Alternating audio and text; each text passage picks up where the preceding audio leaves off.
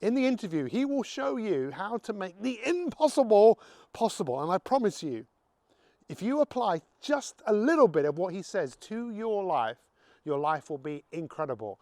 A great life, it doesn't just happen, it happens by design. Check out the video. You will be inspired. I'll see you on the moon. Ladies and gentlemen, this podcast is live. I will do the introduction later on. I'm so excited. I've had many guests, 5 years of podcasting. I've spoke to some incredible people. But having the opportunity to speak to this gentleman who's our guest today is truly something amazing for me because of how this man has inspired me to think bigger than I've been currently thinking, to believe in what is possible. Naveen, thank you so much for joining me today. How are you? Pete, first of all, it's an absolute honor and a pleasure to be speaking with you because, people like you are really the gift to humanity because you give your time to bring the message of hope, the message of possibilities to millions of people who are listening to this. And to me, you give your love and time unconditionally to the people you don't even know because they just by listening to you, they actually get better. So thank you for doing what you do. Well, I've had many guests, and I must admit, of all the times where someone said they haven't been able to make the podcast, the reason that you gave was the best reason I've ever heard, even though it was traumatic. It was like, it wasn't a good thing, right? Because you're currently now on an island, one of the British Virgin Islands, and there was a fire on the island, right? Yeah, last week there was a propane tank that actually caught fire, and thankfully nobody was hurt. So not much damage. So it was really good. And we lost the connectivity for about a day, and that's the reason I had to change our time. But it's no big deal. We are back here again. Yeah, I mean, honestly, we are so excited. Our little team here. We've been talking about you, and we've been looking. So I came across you. I had no idea who you were. But I watched the School of Greatness podcast, and I was watching this. I watched it on YouTube, and I was watching it in my head. And I must admit, there were moments I was going, "Is this real? Is this guy what he's saying? Is this the truth? Does this guy really have the rights to mine on the moon? Does this person is he really wanting to make huge difference to this world? Is this real? Is this for real? Because it was almost too far-fetched for me to get my head around. But then I dived a bit deeper and I thought, no, this guy is for real. So for those of us that don't know who you are, just tell us who you are and what you do and anything you want to say. I was going to say slightly something different, Pete, here, which is you and everyone listening to it can actually do all the audacious things that we think are difficult because until we put our mind to it. The day before any breakthrough, it is a crazy idea. And day after the breakthrough, it's an obvious idea, right? People now look at the world and saying, you can't have vaccines out in less than 10 years. And now look, when the humanity came together and we had COVID, in less than a year, we have a vaccine out, right? People will be able to actually benefit. And the amazing things about human mind and the human potential is the only thing that can actually stop us from making progress is our imagination. Only things we can't achieve are the things we can't imagine. And that to me is really the that every one of us has to say. When we say this can't be done, all that really means is it can't be done by the person who's saying it can't be done. But for anyone else, it is still possible. It is what we think is not possible is only thing that we can't be the one that can actually solve the problem. Right? So what I have found every single time, Pete, having looked at a lot of great people and a lot of people who actually have a greatness in them, but they are not actually be able to execute on their greatness, is they didn't believe in themselves. They didn't believe in their idea. They did not believe it was possible. Or they were surrounding themselves with the people who brought them down. They were surrounding themselves with the people who told them, Pete, you are not the one who can do that. You don't have the money. You didn't come from the rich family. You don't have the resources. You don't know the right people. And the answer is, it doesn't matter. The right people you get to know are the ones when you put your mind to doing something, the universe aligns itself. When you put your intent out there, I am going to go out and help 1 million people live a better life. You put an intent out there, Pete, just like you did. guess what happens? You will find the right group of people. You will actually find your message resonates. So, my background is in psychology, and when someone is talking, who I like, or I'm interested in, I'm always trying to figure out what is happening, where is this coming from, and the immediate sense that I get from you is this is a very childlike quality that you have of just thinking about what is possible. It's the type of thinking that most children would just naturally have anyway, but through going through a number of different systems that we're all kind of exposed to, that almost gets extracted from us and fitting in and being like everybody else. So my question is, have you always thought like that? And who influenced you? Was there people that influenced you? I know part of your story where you came from, but yeah, where did that come from? So, I mean, at the end of the day, people always want to have the simple answer. This event happened and that's what this changed. And I think the life is a lot more nuanced and a lot more complex. It is really one thing builds on other thing. It is, people say, it's the last straw that broke the camel's back. And we all know it is all the straws along the lines that actually piled up. So our thinking really changes with one event. Our thinking is constantly evolving slowly, and one day it becomes big enough when the switch happens and you say, you know what, I no longer have to live by the constraint that I was living by, right? Yeah.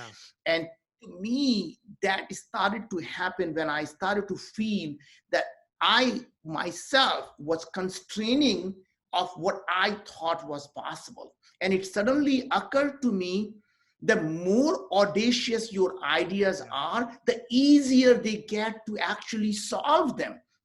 Yeah. Because the best and the brightest around the world want to work on the toughest problem. The best and the brightest want to work on the problem that can help, that can create their legacy, that can help 1 billion people live a better life, right? So to me, even my mother, who loves me so much, would used to tell me, you are a bright guy, you can do anything. Sky is the limit. Just remember what she says. Sky is the limit, right? And she put that limit right out there without understanding that sky doesn't exist. Sky is a figment of our imagination, right? When we go from here to the Mars, we don't say, hey, mom, I just passed the sky. There is no sky. And the reason I say that is, how many people who are listening to it create their own sky along the way. I can't do this because, and that's a sky right there. That's my limit, right? So we create these limits because we can't imagine beyond that. It's fascinating because I wonder, I like to think that everyone has the capability to think like that. And I still do. I think everyone can think like that. But there's a couple of things. There's actually an ancient Indian Sanskrit word, which has been around for obviously thousands of years, meaning hero in the beginning. So when I first heard this, I thought, okay, so what did people start doing 2,500 years ago that they would do for a few days and then they would stop? I'm trying to think, would they start building something and stop? Or because now there's more opportunities than ever to start things and for us to do incredible, to go to the moon, to mine the moon, to get rid of so many of the health challenges that we face. I'm just curious as to why do you think that we can start things and be heroic at the beginning, but then just give up as soon as, I don't know, as soon as maybe something is difficult? Or I wonder why you think that is. Yeah, so I think there are 2 or 3 reasons why that happens. One is we have this fear of failure. And other thing is we don't, so fear of failure comes from the fact that we believe, what if we fail? And then the second part, what will they think? I don't know who they are. What will they think of me? And they decide whether I can do this or not. And what I realized was, what if you fall in love with yourself? You actually just love yourself so much. And I'm not talking about being self-conceited. I meant by simply not needing someone's approval for doing things you want to do. And that's what I call my self-love. Self-love comes from the fact, so let's assume I'm walking and someone walks up to me and say, you are really stupid.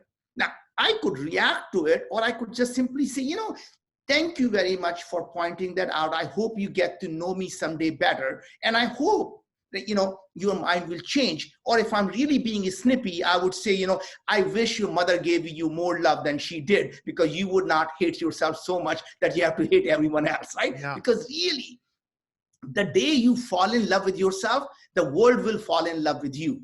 If you hate yourself, you will hate the world and everyone else who is around you. Yeah. And to me, the trick really is to no longer wanting other people's approval, because here is the trick. If you want everyone to love you, it's the easiest thing I can tell you. Do nothing, be nothing, stand for nothing, and be a doormat, and people will love you, right? Yeah. But that's not what you want in life. Something you said, Pete, that really is interesting, and I want to just expand on that. The childlike curiosity, the intellectual curiosity. To me, the difference between being alive and dead, the day you lose the curiosity is the day you have actually died. The day you no longer are in awe of the nature and awe of the wonder of everything that's happening around you. You're not in awe with what you can possibly do, is the day you have actually died. A lot of us have this tendency to want to live what we call a smooth life, the life that is to some extent a life that is not much excitement, and people think it's a really a nice stable life. And the way I always wondered is, the only time we know someone is alive is, what do? We check their heartbeat to see are they alive or not by looking at the heartbeat. And you know what the heartbeat looks like when you look at it? Up and down and up and down and up and down. And when we see the smooth line, you're dead. Now, why would you not want to live your life just like your Yeah. heartbeat? It is up and down. And when it is down, you just have to hunker down with your friends and family, knowing that the next beat is going to be up. And when you're on top of that beat, just remember not to be too cocky, because, next beat is going to be down. The winter is coming, right? And then if you're living a life that is smooth, you're living a life of a dead person. There is no excitement. There is no adventure. There is no reason to live, right?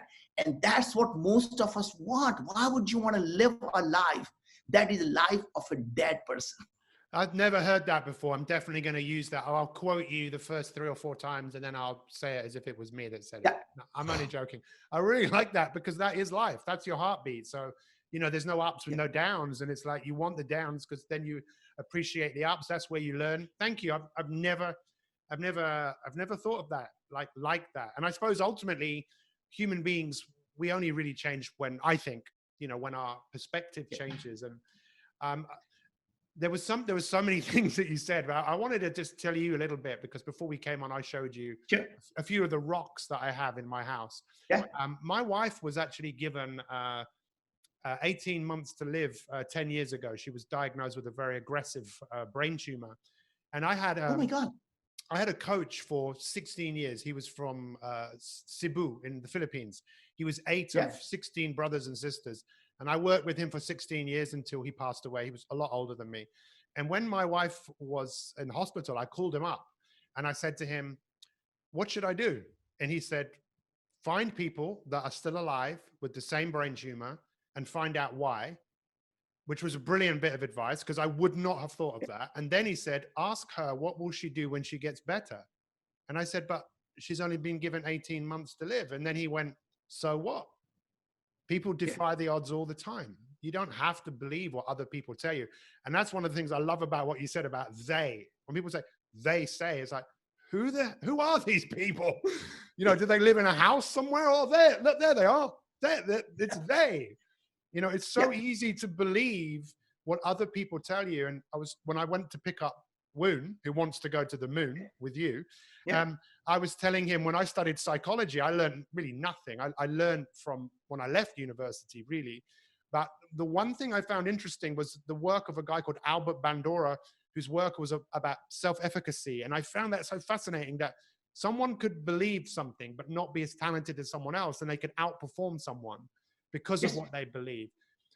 What does self-belief mean to you? I'm really curious as what is belief? the belief is your mindset that tells you that what is that filter that you put on everything that you see, right? So in Samson, our belief system defines the world we see. So if we believe that universe is evil, guess what? Every single thing that happens, you think, oh my God, I knew the world is against me, and that's why I stubbed my toe. But you don't know the reason you stub your toe could change the way everything happens in your life, and you won't know the impact of it for 10 years. Yeah. And this is really the interesting thing, since we're talking about the Eastern philosophies. Yeah. our our emotions change the time we label something good or bad. Yeah. So if we say, oh, this happened, oh my God, it's a great news, and suddenly you're elated. And you said, oh, this happened, you say, oh my God, that's really such a terrible news. And then you are down and you're emotionally drained. And you don't know that every single thing that happened in your life, you could have at that time thought it was bad, made you who you are today. And if you love yourself who you are today, why would you want to change anything that happened in the past? Because if that did not happen, you would be a different person, and Yeah. you may not love that person, right? Yeah. And a great story that I still remember, I think my grandfather used to always tell me that, when something happens, accept it as is rather than labeling it as something. And this is a story he would tell me. He says, in this village, there was this man who had this young son, and his young son was in the farm, and a horse stepped on the son's toe, and he actually broke his foot and he could not walk properly. Everybody in a village thought this was the most unlucky man who has one son who is not able to walk properly. How unfortunate of this man, right? A month later, they had a drafting, and they came to the village, and they took all the young people who could fight, but they could walk properly, and they left his son behind because he couldn't walk properly. Yeah. Guess what? Everybody in the village said, you are the luckiest man in the world whose son is still here with you. Yeah. And we all lost our sons, right? So my point was, event that they thought was bad turned out to be the best event, right? So Yeah. my point is that in the future defines what that event is, rather than us actually taking and making sure that the event is bad and we all feel bad. So to me, what I have learned in life now is everything that happens, I go through my Gita training that says, if I have everything that happens and everything that I have to do, there are only two types of things I have control over and things I don't have control over. So the way I say is, hey, if I don't have any control over something, it is what it is, and it will be what will be, and I have no control over it. So I never worry about it.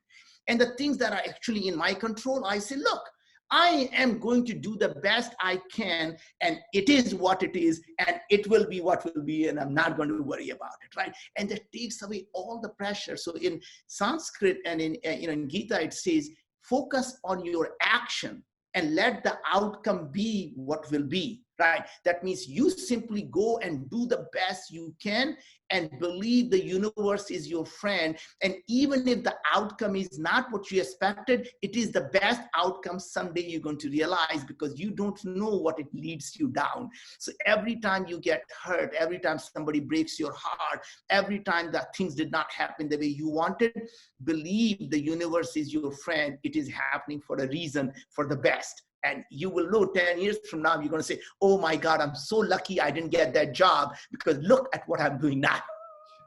I just realized one of the things I absolutely love about you. I was giving a talk to a company the other day about AI versus AI. So artificial intelligence and ancient intelligence. And obviously you're in love with both of those things. There is no future without the past. And ancient intelligence definitely teaches us so much. And from my learnings and my curiosity to understand, what makes a great human being. And I think it's, well, from what I see, it's about, those virtues of courage and wisdom and self-control and hope and zest and optimism. And it's when you practice those things, I think, that we experience life to the full. But there was something that that you said. I wanted to ask you about this. So in Yeah. Hinduism, I think they call it Maya. In Buddhism, they call it dukkha, this kind of natural dysfunctional state of the mind. What's your understanding of that? I mean, is it a natural state that if we don't work on our minds will work against us? What's your kind of, your take So, on that? so the word Maya and Dukkha is really what they call a hallucination. That means things that you are seeing may or may not exist, right? And the way I look at that word is very different. The way I look at the stuff is, if you can describe a world that you see and you can describe it in such vivid details, you actually can create that world, right? So to me, the only thing, the reason people can't create something that doesn't exist is because they don't have a clear picture of what that world looks like. Yeah. Because if you can say, I want to live in a world, and you can say, imagine a world. Yeah. And this is the power of the word imagine. By the way, most people don't understand. When you ask yourself, and I say, Pete, imagine, guess what happens? All your preconceived ideas are gone. And you think, okay, what do you want me to imagine? I say, imagine a world where your grandmother is walking and climbing up the Mount Everest because she is not frail anymore. Imagine a world where she still remembers everything because she doesn't have a dementia anymore. Yeah. Imagine a world where your loved ones never had to die from cancer or had to suffer through chemotherapy or immunotherapy and literally went through that pain. All of these things could be optional. All of these things could be actually in something we can control through our own lifestyle. And I can keep describing that world. We say, you know what? Yeah. You say, I can imagine that world. Imagine these people didn't suffer when we were, in 5,000 years ago. Something had changed in our lifestyle that is more and more people are having cancers. More and more people are developing these obesity. More and more people are having heart diseases. What is going on? What is going on is we are no longer in one with nature. We don't have a symbiotic relationship with the nature. And the nature used to be, we all lived in peace in the farm.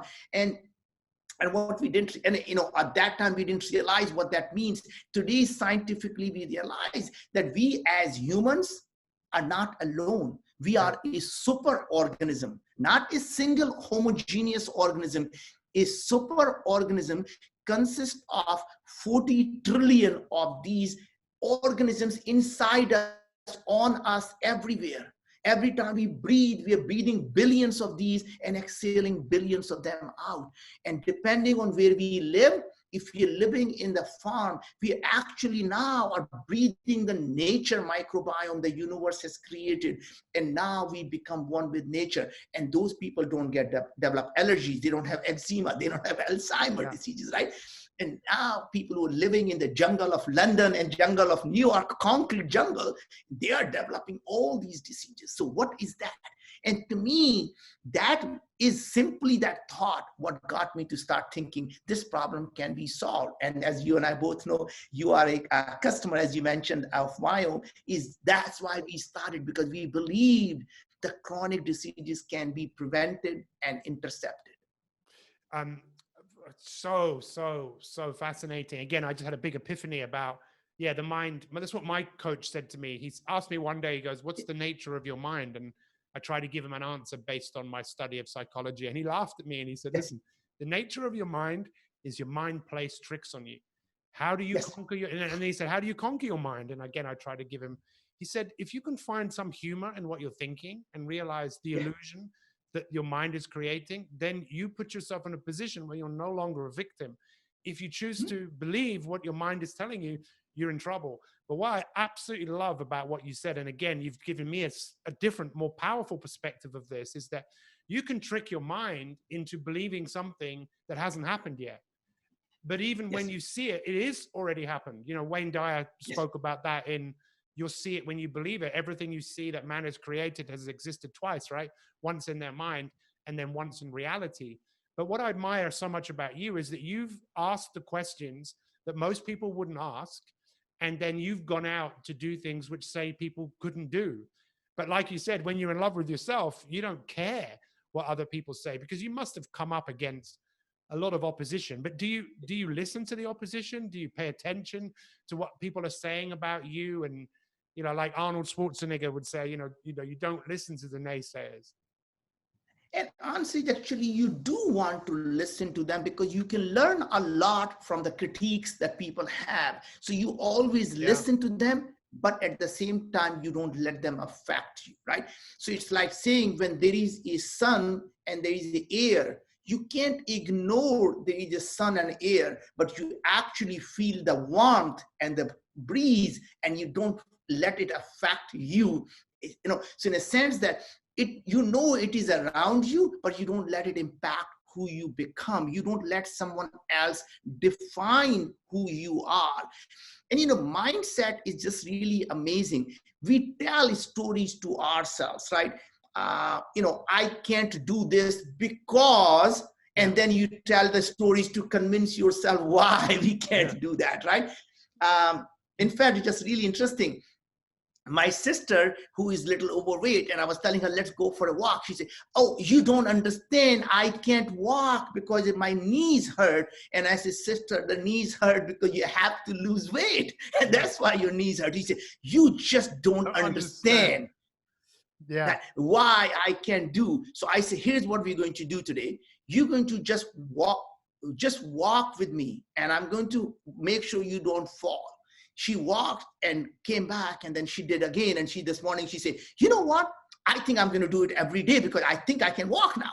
And it was just that simple fact that she believed she couldn't. And she told the story, if I did, it will hurt me. And that's the reason I don't walk. And I love what you said about because. Again, every time I probably wouldn't do it to everyone, but any time someone says because, I'll just go, because you're just putting a limit on what you can do. And I know, just slightly changing the subject, I saw you on the Mind Valley Mind Valley podcast, and you were saying that you're 61, right? But your biological age is 41, right? Is that correct? 49. Yeah. So tell us a little bit about your take on health and why you created Viome and what Viome stands for and what it's doing. Yeah. So Pete, again, biological age is how well your body is aging. For some reasons, we define our age in a chronological term from the time we are born.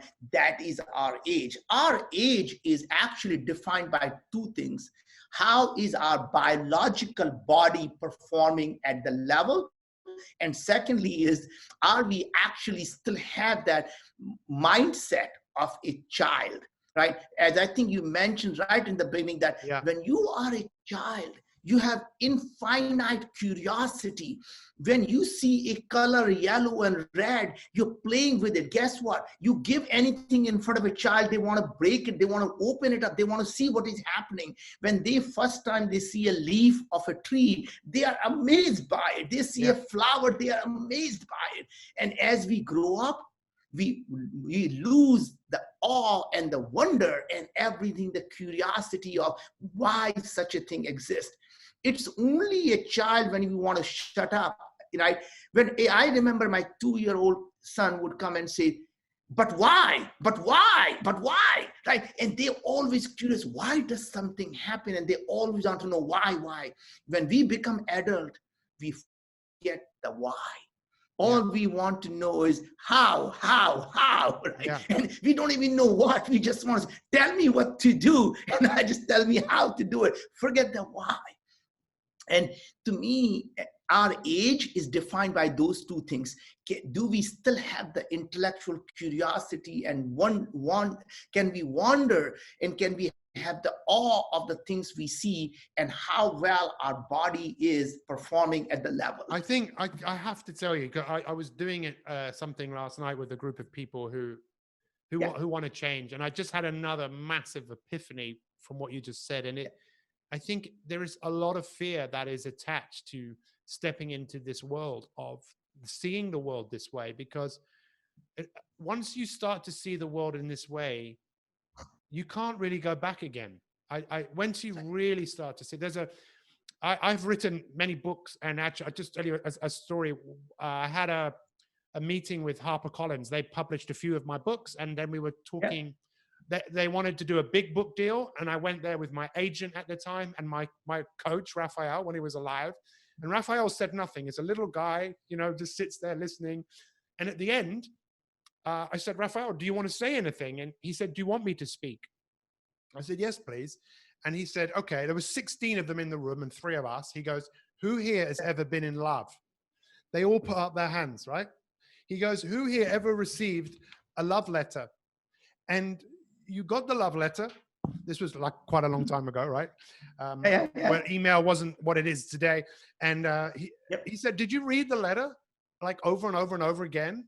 And the more you read the letter, the more you felt what the person felt who wrote the letter. He goes, that is the book that we want to write. We want to write a book that talks to people, that people either will throw the book down because they feel it's too personal, or they can't put the book down.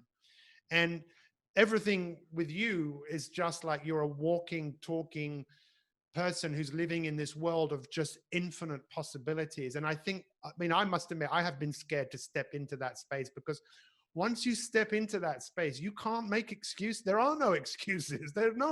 Everything is always possible. Everything is happening for you, not to you. And I think if we've invested so much into thinking and acting in a certain way that limits us, it's whether do we really want to let go of that. And I think that's why I'm so attracted to you, into who you are. And I'm also really attracted, we could talk more about Vine, but the money side of it. You're very humble. And I know that, you're known as a billionaire. What is your relationship to money in terms of, what does money mean to you? What does money symbolize to you? Honestly, I don't even look, because to me, your success is never defined by how much money you have in the bank. Your success is defined by the lives you are able to touch and improve. And, secondly, I really feel if I were to be ever known as, I would rather be known as a great father, because to me, it's not about just what you do. It is about what you have left behind for the world, and can they continue the world, or the world, improve the world that you left for them, right? And I think to me, the proudest moment is anyone who has ever followed me on social media. I look at my oldest son. He's now 30. It's amazing. Amazing things he's doing. He's not only improving the world out there, he's doing it with a great pleasure, with the things that actually care and empathy that you need to help billions of people live a better life. Our daughter is now in the path of women's health, and she did the things about gender bias, and now she wants to go into women's health. Our youngest one also is now being an entrepreneur. So all of them. Yeah. And when I No, I just said I saw what your son is doing, and it's like I saw you wrote something about him on LinkedIn, and I then went and read that. I reached out to your son. In fact, I would love to do a podcast with him, but maybe one thing at a time. That to me is the mark of a great leader, is where people just follow you, not because you've told them what to do, but because they are inspired by you. And when I saw you say that in a podcast, I then thought, well, I'm going to go and see what I can find out about your children. And you must be so proud of them, right? And again, I think as a father, that's the proudest moment. The proudest moment is not when you achieve something. Your proudest moment is when your kids achieve something, because you know that your wisdom that you have over the years learned has not gone to waste. Because, interesting thing about children is they don't do what you tell. They do what they see. Yeah. Right. And that's just amazing, is that we preach. A lot of us have a habit of telling our children what to do, and then we don't really do that. And I think it's really amazing. I remember a friend of mine came to me one day and said, why is it that my children are just want to have a job, and your children are going out and becoming an entrepreneur? And I say, can you tell me, what did you tell them that to go do that? And I say, I didn't tell them anything. I did it. Yeah. And I said, now I have to ask you, all your life, what have you been doing? You have been a manager in a company because you were scared to step out and start your own company. And when you tell your kids, go start your own company, they're looking at dad. You come home every day and you hate your job and you don't quit because that's what you think the world is about. You come bitch at home how much you hate your job, but you don't start a company and you're preaching me to start a company. That's it's crazy. You know, entrepreneurship, I thought that word meant like risk taker. But then when I digged a bit deeper, I realized that it also comes from a Sanskrit word meaning where you have this sense of something that you just have to do. It's not about risk. It's got nothing to do with that. It's like this is what I must do. Is that your interpretation of what does the word entrepreneur mean to you? Someone who is obsessed about solving a problem is an entrepreneur, right? We talked about that passion is for hobbies. Passion is not what you need. You need a true obsession when you jump out of the bed and wanting to solve that problem is what makes you an entrepreneur. So I always tell people that I don't care what it is. When you wake up in the morning, if you're not jumping out of the bed, whatever you're doing is not your calling. Find your true calling. What is it that you're meant to do in this world? What is it that world means to you? Go out and do that, and everything will happen. And this idea of entrepreneurship has been so tied to money, which is really, to me, is somehow people believe they want to make money and then they get frustrated they don't make money. So what I found was there are 2 or 3 concepts here. I just wanted to bring it up. One was this idea of unhappiness that you have, or the, people who feel that I'm frustrated with life. It is the gap between your expectations and reality. And there are two things to do: change the reality or change the expectations, right? What I realized was that it's easy to know that making money is a byproduct. It is actually the output of the things that happen. If you focus it as a destiny and a goal, you will always actually miss it. And I think a lot of young people don't quite understand. So I tell them, making money is like having an orgasm. If you focus on it, you're never going to get it. You just have to enjoy the process. Yeah. So it's so obvious and so true. So I want to fire a few questions at you. And, we honestly, we could talk all day and every day. And I appreciate, I'm sure you've got many things to do today, but just tell us a little bit more. And by the way, I just bought your book, Moonshots. I bought it on Audible. I haven't started listening to it yet, so I can't wait to get stuck into that. But in terms of Viome and people that are listening to this all over the world, and I know now there's some new technology that you've also created. What can that do for people, and how can people find out about it? No, Pete, I mean, I don't want to use this to actually, talk about what I'm doing, but fundamentally my belief was Viome that, once you understand what's happening inside your body, we actually tell you, here are the foods you should eat and why, here are the foods you should avoid and why, and here are the ingredients, the food extract, enzymes, the supplements, the probiotics and the prebiotics, and we actually make them for you and ship them to you. So it is literally not just personalized, precisely what you need and nothing that you don't. And to me, we absolutely convinced now that we have 250,000 people who tell us they lose weight, they have better energy, they actually sleep better, right? They have, all the issues that they were facing about their life, mental health, depression, anxiety, it's going away. What's very interesting is that what happens in the gut actually controls our brain. And in fact, there were a couple of very interesting research that recently came out. They took the people who are addicted to alcohol and they transplanted a fecal transplant and new microbiome, and the addiction to alcohol went away.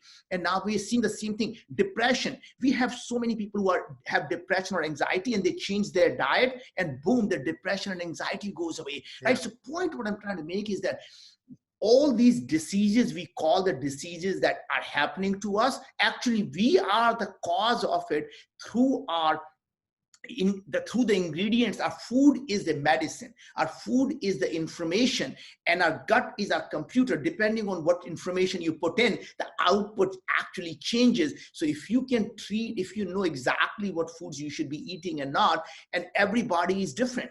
And you have to remember, go back to Hippocrates. It is, let food be thy medicine. Every disease begins in the gut. One man's food is another man's poison. Yeah, yeah. So you can't say broccoli is healthy or spinach is healthy. It may not be healthy for you. Well, I tell you, I really appreciate what you said there about you don't want to, sell. People can go and find out for themselves. And this is one of the things I would encourage everyone to do. If you've taken something from Naveen, share it with somebody else, and go and follow him. You've got a lot of videos on YouTube. You've got Instagram, LinkedIn, your book, Moonshots, and there's so much more to you and what you're about. But let's just start off with just finish off with a few quick questions. Tell me one or two of your favorite books that you've ever read. Well, obviously, Moonshots is my favorite book. I loved that, loved writing it, because I thought this was, everything that I have learned over the years, I want to write it for our children. So that is the book I wrote. Other books that I've really been really fascinated by is, Clayton Christensen's book called How Will You Measure Your Success, right? And I think it was really good about that. You can only be 100% honest and 100% integrity. You can't be 99%, because once you take the slippery slope, there is no stopping it, right? So How Will You Measure Your Life by Clayton Christensen. It's just a great book. Have you read Think and Grow Rich? It's a good book. It's a great book. It's everybody who has done a psychology test, a psychology course, probably read that book. Yeah. And I love what you said. I heard you say in a podcast once about looking at what lots of different people say in a particular subject and learning from different people and then formulating your own opinion.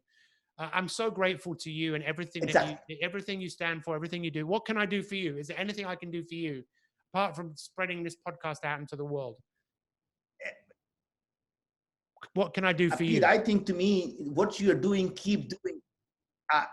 Honestly, Pete, you have done plenty. Is the fact that you bring in your energy, you bring in the love, you bring in the hope to people. And that's all I can ask for, because it's every one of you out there is really truly the great leader in this world. Thank you so much. What have you got planned for the rest of the day on your island? I have a meeting in about 10 minutes, so I got to just get ready for the next one. And I hope everyone listening to it, go to YM.com and actually check it out for yourself. I would most definitely encourage people who are interested in learning and understanding more about health. Really great health all starts in the gut, right? And I've taken so much away from this myself. I'm very, very grateful. And I wish you a happy, happy, beautiful day. And definitely our paths will cross again. Thank you.